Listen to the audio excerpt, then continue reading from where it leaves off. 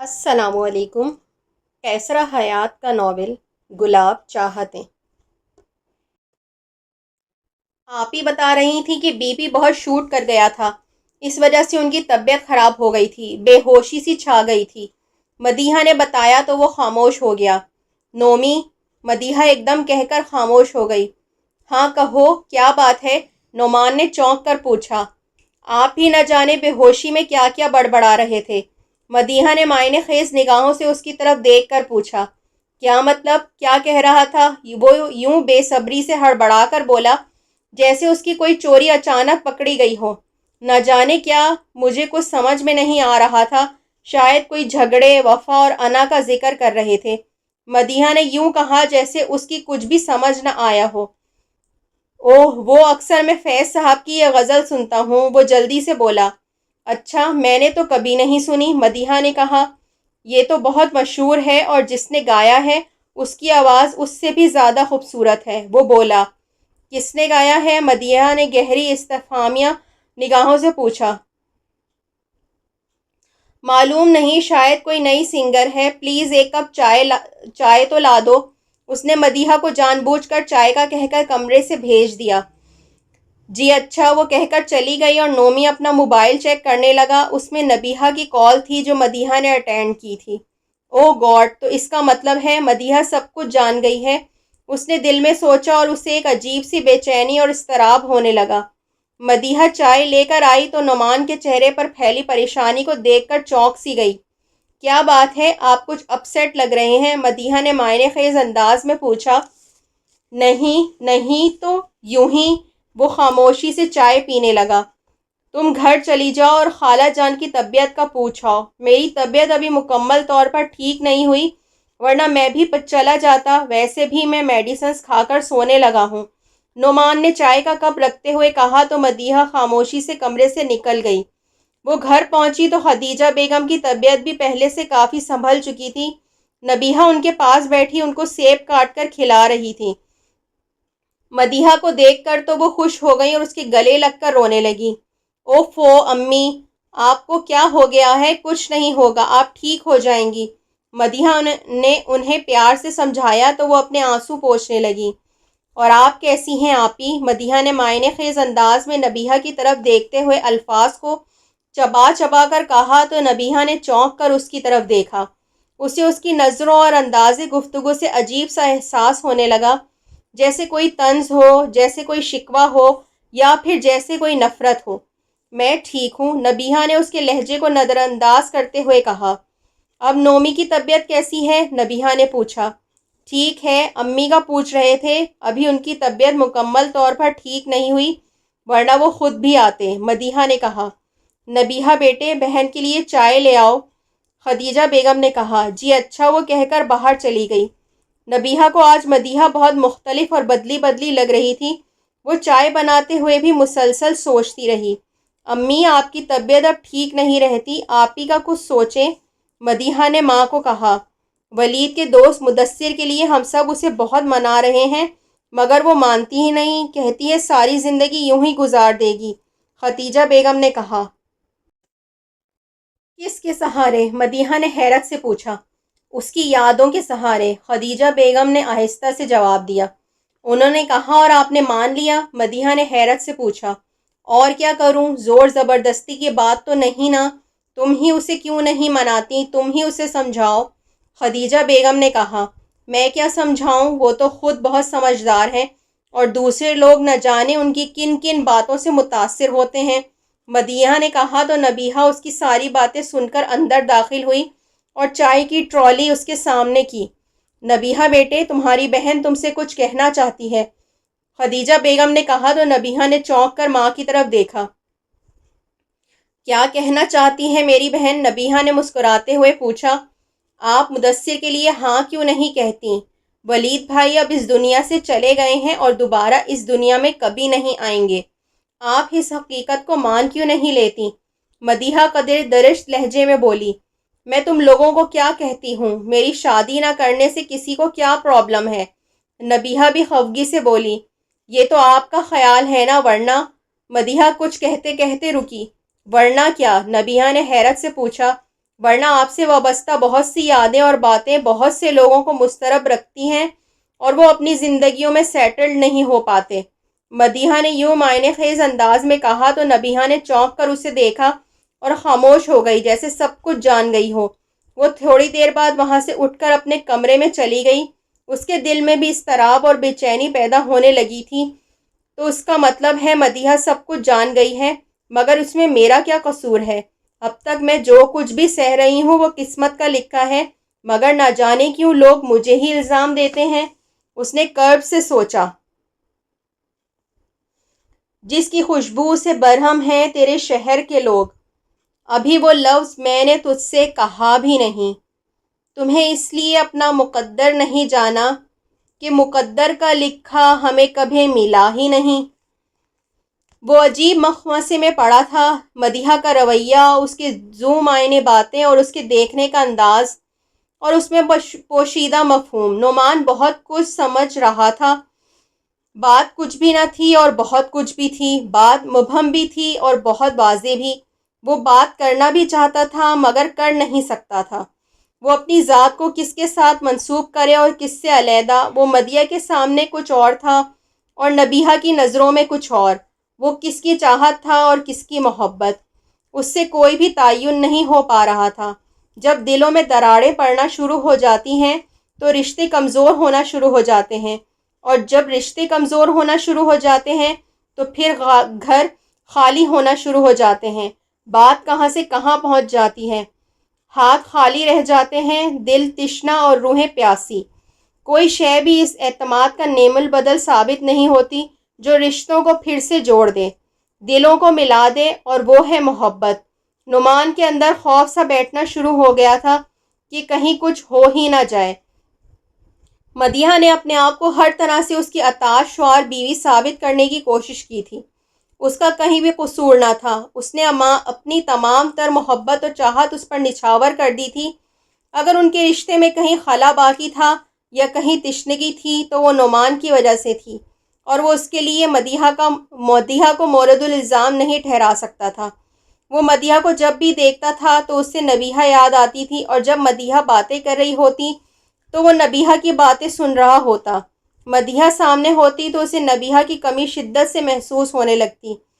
وہ خود ہیلوسینیشن کا شکار ہو گیا تھا، اور وہ اندر ہی اندر کس قدر مضطرب تھا یہ صرف وہی جانتا تھا۔ مدیحہ نہ تو اس کی باتوں کو سمجھ سکتی تھی، نہ ہی اس کی دل کی کیفیت کو۔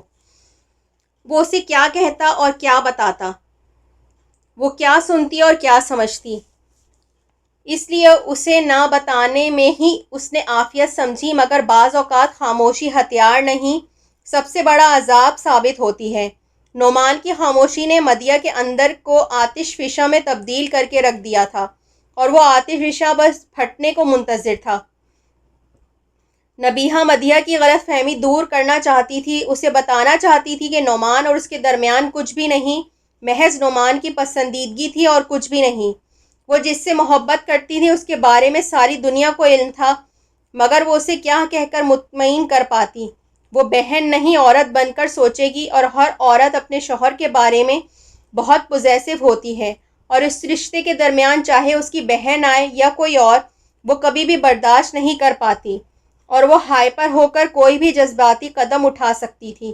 جس بات کی کوئی بنیاد ہی نہیں، وہ اسے کس انداز میں لے گی اور اس کا رد عمل کیا ہوگا؟ وہ اسے کس حد تک سمجھا پائے گی اور وہ کس طرح سمجھ پائے گی؟ اسے سوچ کر ہی خوف آنے لگا۔ مدیحہ اسے غلط سمجھ رہی تھی، اور حقیقت میں غلط کون تھا؟ وہ، نعمان، مدیحہ، یا شاید کوئی بھی نہیں، یا پھر سب؟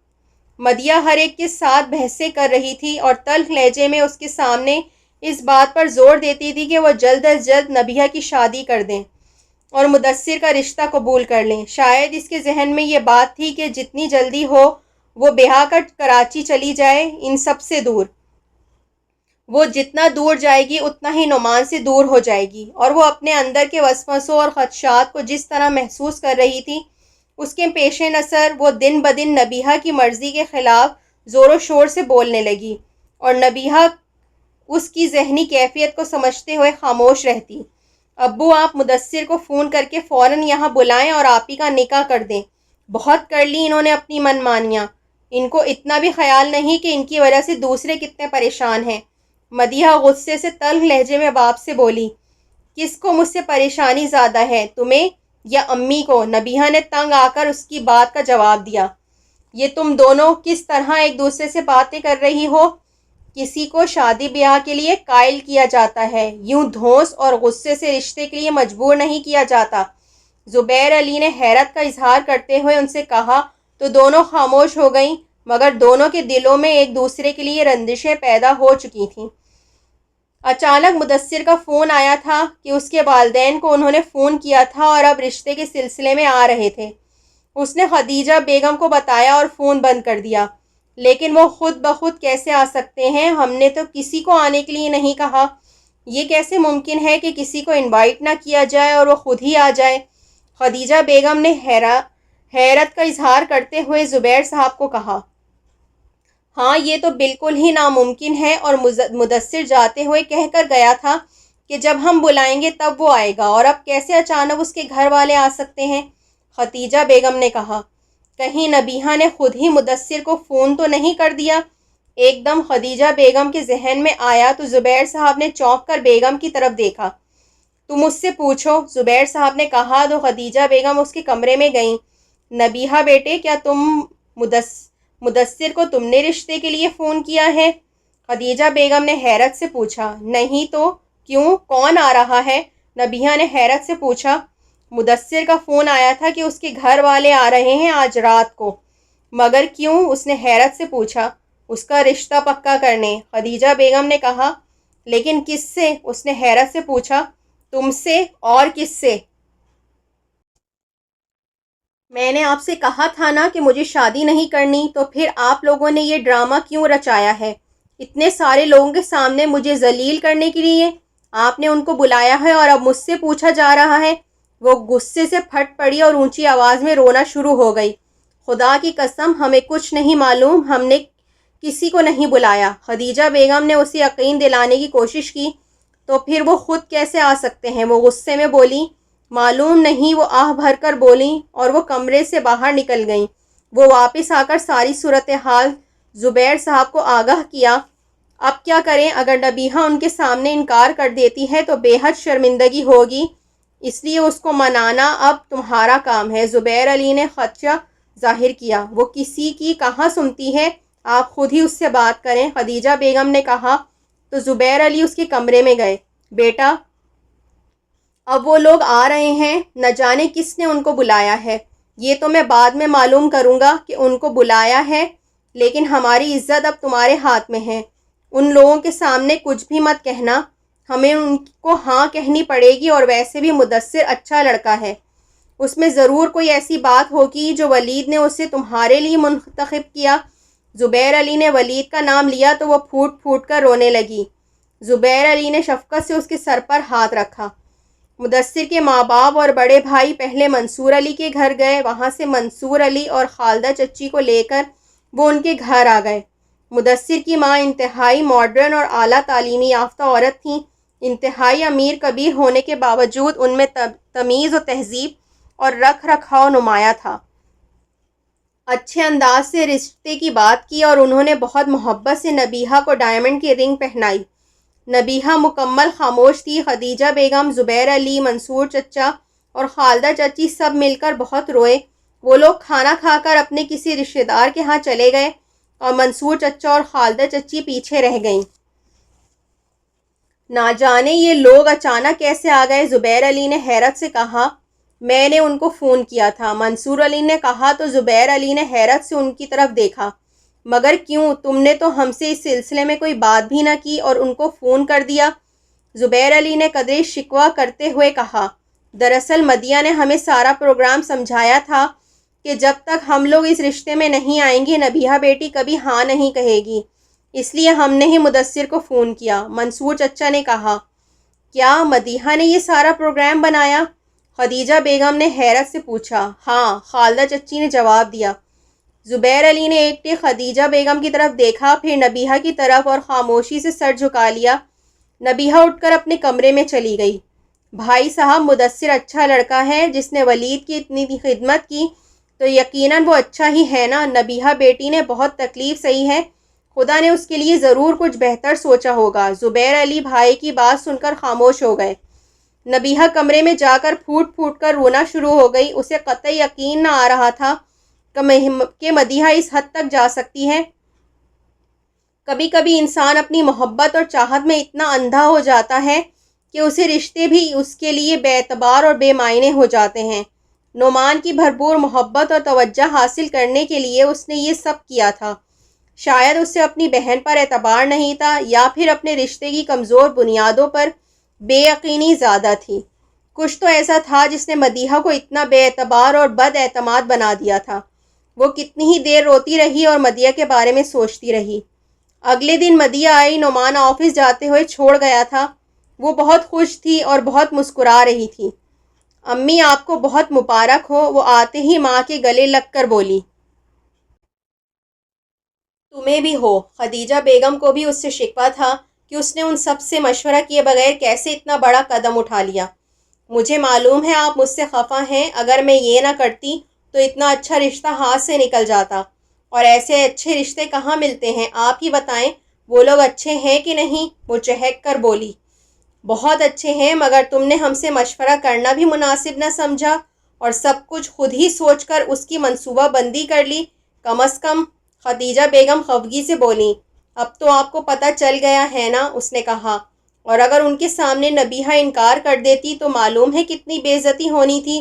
یہ تو تمہارے ابو نے جس طرح اس کو منایا ہے یہ وہی جانتے ہیں۔ خدیجہ بیگم نے غصے سے کہا۔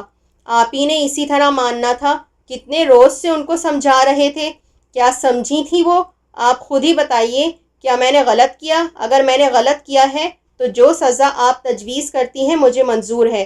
میں نے تو اپنی طرف سے آپ ہی کا بھلا ہی سوچ کر یہ سب کچھ کیا ہے۔ مدیحہ سنجیدگی سے بولی تو خدیجہ بیگم خاموش ہو گئیں۔ آپ ہی کدھر ہیں؟ وہ صوفے سے اٹھتے ہوئے بولی۔ اوپر ہے اپنے کمرے میں، خدیجہ بیگم نے کہا تو وہ اٹھ کر اوپر چلی گئی۔ نبیہہ بستر پر لیٹی تھی۔ مدیحہ نے دروازے پر دستک دی اور دروازہ کھول کر اندر چلی گئی۔ ہیلو آپی، کیسی ہیں آپ؟ بہت مبارک ہو، وہ مسکرا کر نبیہہ کی پیشانی چومتے ہوئے بولی۔ نبیہہ نے ایک ٹک اس کی جانب دیکھا اور منہ پھیر لیا۔ آپ مجھ سے کیوں خفا ہیں؟ میں نے تو آپ کا بھلا ہی سوچا، وہ بولی۔ میرا بھلا یا اپنا؟ نبیہہ غصے سے بولی۔ آپ میرے بارے میں کیوں مشکوک ہیں اور کس بے یقینی کا شکار ہیں؟ مدیحہ نے پوچھا۔ کیا میں بے یقینی کا شکار ہوں، یا تم کو نہ اپنے اوپر اعتبار رہا ہے نہ اپنے سے وابستہ رشتوں پر؟ نبیہہ نے تنک کر جواب دیا۔ آپ مجھے غلط سمجھ رہی ہیں۔ نعمان اگر آپ کو پسند کرتا تھا تو اس میں آپ کی کیا غلطی تھی، یا نعمان کا کیا قصور تھا؟ کسی کو پسند کرنا یا چاہنا اس میں انسان پر زبردستی تو نہیں کی جا سکتی۔ میں اس کو گناہ نہیں سمجھتی۔ گناہ تو تب ہوتا جب رشتوں کو جان بوجھ کر ایکسپلائٹ کیا جائے، جب کسی کے حقوق چھینے جائیں اپنے مفاد اور خوشیوں کی خاطر۔ مدیحہ نے سنجیدگی سے کہا تو نبیہہ حیرت سے اس کی طرف دیکھنے لگی۔ میں نے نعمان سے کبھی محبت نہیں کی، نبیہہ دو ٹوک لہجے میں بولی۔ میں اچھی طرح جانتی ہوں، مجھے آپ پر پورا اعتبار ہے، اور نعمان پر بھی مجھے اعتبار کرنا ہے کیونکہ اس کے ساتھ مجھے رشتہ نبھانا ہے۔ آپ دونوں ہی قصوروار نہیں، وہ بولی۔ تو پھر تم نے یہ سب کیوں کیا؟ نبیہہ نے شکوہ کرتے ہوئے کہا۔ اس لیے کہ میں نہیں چاہتی میری آپی یوں ویران اور بنجر زندگی گزارے۔ کس لیے؟ کیا ان کو کوئی سزا کاٹنی ہے؟ اگر ولید بھائی آپ کو نہیں مل سکے تو اس میں کسی کا کوئی قصور نہیں، یہ اللہ ہی کو منظور نہ تھا۔ کبھی وہ بہت ساری چاہتے دیتا ہے مگر وہ گلاب چاہتے ثابت ہوتی ہیں، خوبصورت اور خوشنما مگر بہت ناپائیدار، پھول کی پتیوں کی طرح نرم و نازک مگر بہت کمزور، جن کے ساتھ دل تو بہلایا جا سکتا ہے مگر جن کے سنگ زندگی نہیں گزاری جا سکتی، اور زندگی ایک بار ملتی ہے، بار بار نہیں۔ مدیحہ نے نم آنکھوں سے ان کی طرف دیکھتے ہوئے کہا تو نبیہہ اس کے گلے لگ کر پھوٹ پھوٹ کر رونے لگی۔ چلیں تیار ہو جائیں، آج باہر چلتے ہیں کھانا کھانے۔ بہت دنوں سے آپ ڈپریشن میں ہیں، آج تازہ ہوا میں سانس لیں تو فریش ہو جائیں گی، وہ مسکرا کر بولی۔ آپ واش روم میں جائیں، میں آپ کی وارڈروب سے کپڑے نکالتی ہوں، وہ محبت سے بولی۔ نبیہہ واش روم میں چلی گئی اور مدیحہ اس کے وارڈروب سے کپڑے نکالنے لگی۔ کپڑوں کے نیچے اس کی کتاب پڑی تھی۔ کپڑے نکالتے ہوئے ایک کتاب زمین پر گری اور اس میں سے نعمان کے ہاتھ سے لکھا ہوا کاغذ زمین پر گر گیا اور وہ کھول کر پڑھنے لگی۔ ایک چاند تنہا کھڑا رہا میرے آسمان سے ذرا پرے۔ سارا کاغذ پڑھ کر اس نے اسے کتاب میں واپس رکھا۔ یہ نعمان کے ہاتھ سے ہی لکھا ہوا تھا۔ وہ اس کی تحریر کو اچھی طرح پہچانتی تھی۔ اس کے دل سے ایک آہ سی نکلی۔ اس نے آپی کو یقین دلانے کے لیے جو کچھ کہا تھا وہ سچ تھا، یا جو کچھ اس کے دل کے اندر تھا وہ سچ تھا؟ ہم سب کی زندگیوں میں ساری عمر محبتوں اور چاہتوں کا ایک ایسا سلسلہ جاری رہتا ہے جو کبھی ختم نہیں ہوتا، مگر ان محبتوں میں کچھ ایسی مخصوص نرم و لطیف چاہتیں بھی ہوتی ہیں جو زندگی کی کڑی دھوپ میں سفر کرنے والے بے قرار و مضطرب دلوں کو معطر و تر و تازہ رکھنے کے لیے آکسیجن کا کام دیتی ہیں، اور تنہا اور اداس دلوں کے ویرانوں کو اپنی خوبصورت احساس کے لو سے منور کرتی ہیں۔ ایسی گلاب چاہتیں کتنی دل فریب ہوتی ہیں، جیسے آپی کے لیے ولید کی باتیں، اس کی شرارتیں اور اس کے وجود کا احساس، اس کی یاد، جسے شاید مدثر کی شدید محبت بھی کبھی کم نہ کر سکے گی، جیسے میری شدید محبت بھی نعمان کے دل میں سے آپی کے لیے ان گلاب چاہتوں کو کبھی ختم نہ کر سکے گی۔ اس نے سوچا اور اپنے آپ سے سوال کرنے لگی، یہ کیسی دیوانگی ہے؟ یا پھر محبت اور چاہتوں کا فلسفہ اتنا ہی عجیب ہوتا ہے؟ یا پھر اس عجیب و غریب اور لامحدود دنیا میں کھو جانے والا انسان اس قدر بے قرار اور مضطرب ہو جاتا ہے کہ شاید ساری زندگی ان چاہتوں کے آثار کی تلاش میں سرگرداں رہتا ہے، جیسے دوسرے کبھی بھی سمجھ نہیں پاتے اور وہ خود سمجھا نہیں پاتا، جیسے نعمان مجھے نہیں سمجھا سکتا اور میں سب کچھ سمجھتے ہوئے بھی اسے اور اس کی چاہتوں کو سمجھنا نہیں چاہتی، کیونکہ میری اور نعمان کی محبت کے درمیان آپی سے نعمان کی گلاب چاہتیں حائل ہو گئی ہیں، جنہیں میں نہ تو کبھی اس کے دل سے مٹا سکوں گی اور نہ ہی وہ خود۔ کسی کے دل کو کسی کی محبت کے لیے نہ تو تابع کیا جا سکتا ہے اور نہ ہی خالی۔ اس نے گہری سانس لی اور کارپٹ پر گری ایک کتاب کو کھول کر دیکھنے لگی۔ اس کی نظر چند اشعار پر ٹک گئی اور وہ انہیں پڑھنے لگی۔ یہ کتابوں کے قصے، یہ فسانوں کی باتیں، ستاروں کی جھلمل جدائی کی راتیں، محبت کی قسمیں نبھانے کے وعدے، یہ دھوکہ وفا، یہ جھوٹے ارادے، یہ باتیں کتابی، یہ نظمیں پرانی، نہ ان کی حقیقت نہ ان کی کہانی، نہ لکھنا انہیں نہ محفوظ کرنا، یہ جذبے ہیں بس ان کو محسوس کرنا۔ وہ پڑھ کر زیر لب مسکرائی۔ ہاں، یہ صرف دل کی باتیں ہیں جو دل والے محسوس کر سکتے ہیں۔ چاہتوں کا یہ فلسفہ صرف وہی سمجھ پاتے ہیں جو چاہے جاتے ہیں اور جن کے لیے چاہتیں کبھی کم نہیں ہوتی۔ اس نے ایک کتاب بند کر کے الماری میں رکھی۔ اسے یوں لگا جیسے وہ محبت کی وادی سے سفر کر کے لوٹی ہو اور جس میں گلاب چاہتوں کے پھول ہر جانب مسکرا رہے ہوں۔ وہ انہیں محسوس تو کر سکتی تھی مگر انہیں چھو نہیں سکتی تھی۔ اس نے آہ بھری اور کمرے سے باہر نکل گئی۔